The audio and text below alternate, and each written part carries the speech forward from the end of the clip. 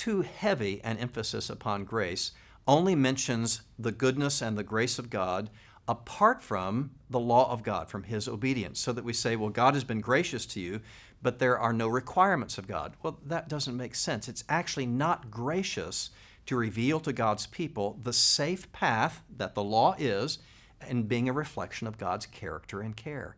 If I say, here's the good and safe path, God has outlined it by his law. He said, here's what's required of you to know the goodness that he intends for you. That's actually a gracious thing to show you that law. To talk about God's grace and forgiveness and to never mention the safe path is dangerous. At the same time, to only talk about the law in isolation from the grace of God gives people the sense that God's going to love me because I've been good, rather than understanding he loves us because Christ was good. Our faith is not in what we do, but in what Christ has done in our behalf.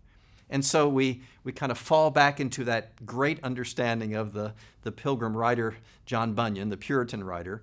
So what Bunyan reminded everybody is this. He was once accused of talking too much about the assurance of God's love. And he was accused this way. He said, he was told, you cannot keep assuring people of God's love. Because if you keep assuring people of God's love, they'll do whatever they want.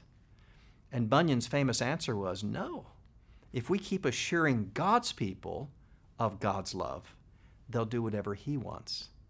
There is a chemistry of the heart made active by the grace of God as we perceive how great is his love for us that makes us desire him and desire to walk with him. If we have made much of the assurances of grace, then we'll want to walk with him. God's people will do what God wants because they love him out of his grace.